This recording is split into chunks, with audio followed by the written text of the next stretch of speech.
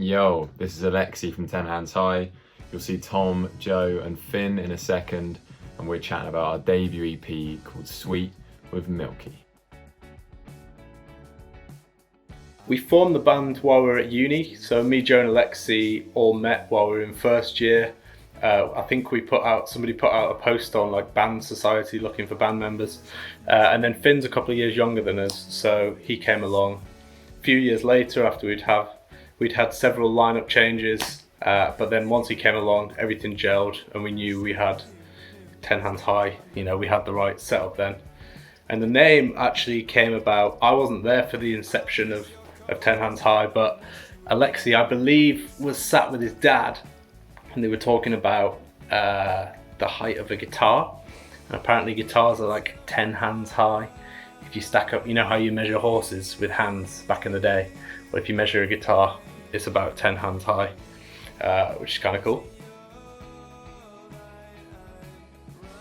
So I think it's about kind of coming of age and how you sort of negotiate your way around relationships as a young person. And I think you see the journey from the first track, Sweet, about which is kind of contentment with being over someone, that kind of by the final track, Style, as much as this pains me to say, given the cynic that I am, it's about I think falling back in love with someone. So I think there's a bit of a journey there across the course of the EP.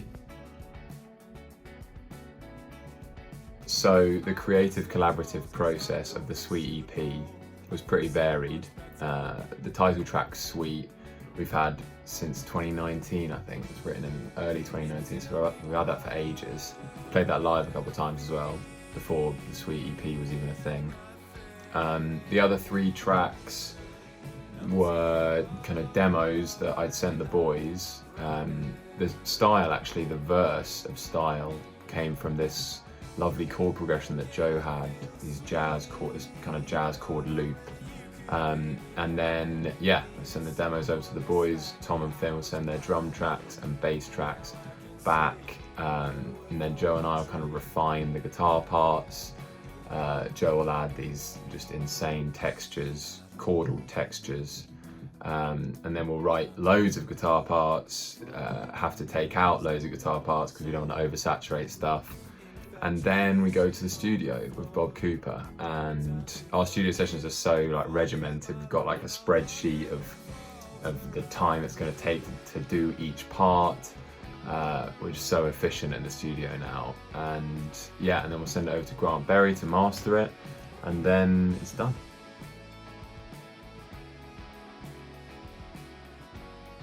Yeah, so we were influenced a lot more this album by R&B and alt pop stuff that we've been listening to. So we did have loads of songs written, and we felt these 4 fit nicely together and made a nice progression through the EP rather than being just random parts. But I'm sure some of those songs we had will make a return in the future.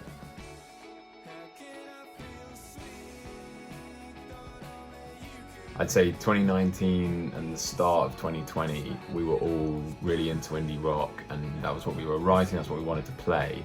But over the last couple of years, I think we've all got such eclectic music tastes anyway, but I think me especially, I've been listening to so much more R&B and hip hop that just inevitably seeps into what we write now. And genres are so, like, no one knows how to describe genres anymore because they've all just merged. But I think now there's like a kind of a groove to our music, which we all love, and I think we're all just really happy with where everything's heading.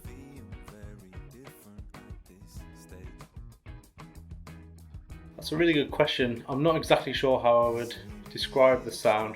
We've definitely evolved a lot for this EP.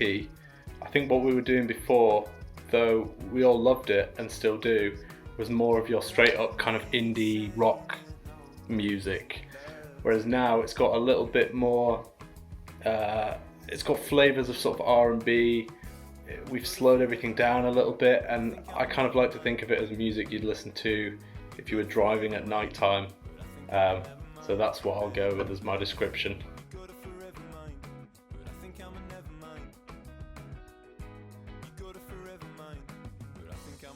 think I'd have to go with the title track Sweet, because it's kind of the best of both worlds between the sort of new R&B infused style stuff we're going for, alongside kind of retaining kind of all the trappings of a catchy indie rock song.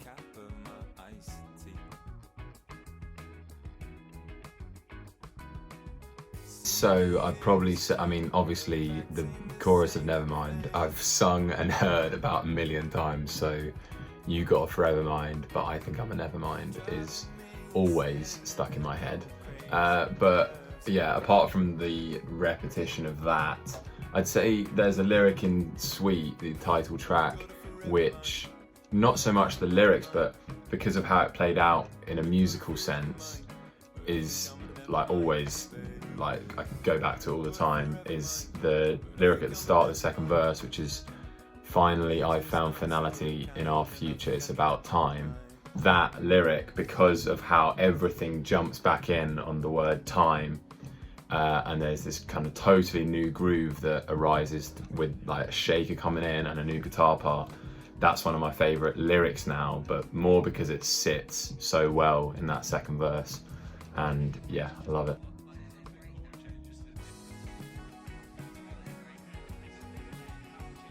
For me, this EP is so visually tied up now with the work of our good friend Roisin Phelan, who actually did the EP artwork, so it would have to be one of her pre-existing bits of work, and I really recommend having a look at what she's got over on her page.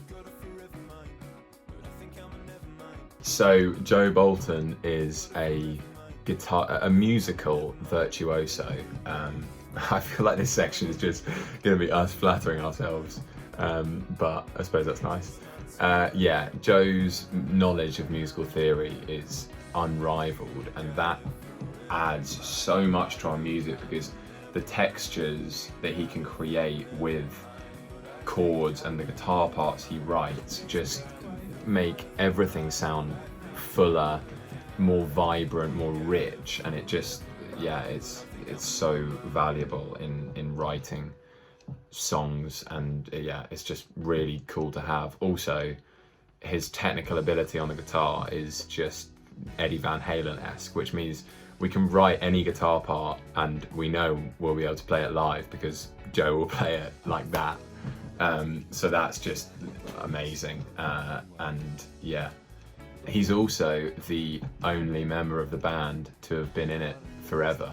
He's the only like OG member of the band. So Joe Bolton is the stalwart of 10 Hands High. Finn is the most creative bass player I've ever played with. The melodies he comes up with and his note choices really amaze me quite often. He also has the best fashion sense in the band. I mean, for a start, as a drummer, Tom is just unbelievably tight foundation to build everything on, and as a bassist, I really benefit from how great his drumming is and how tight we can lock in together.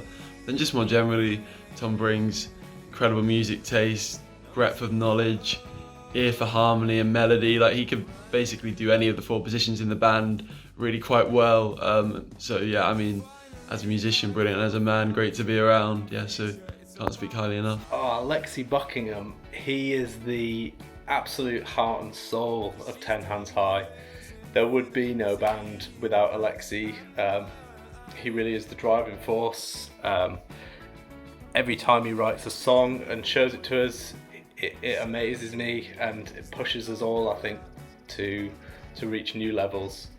Yeah, I can't really say much else because he'll use it as ammunition against me for the rest of my life. But I have a lot of admiration for what he can create.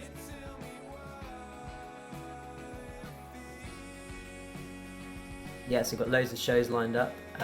We've got an EP release show in London in May, and we're also planning on playing Leeds in June as well, with the same sort of setup. And then we're going back to full band, full setup, everything in September, where we'll be playing in London for our biggest show yet, at the Water Rats, and also playing in Manchester. Looking to get some other dates around then as well.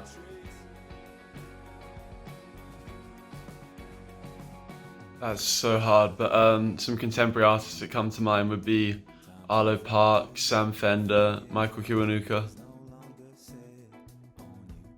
The rhythm section of the band, Tom and Finn, would probably like me to say Phoebe Bridgers because, I mean, they absolutely love her. I also would love a female vocalist on one of our tunes, to be fair, and she's amazing.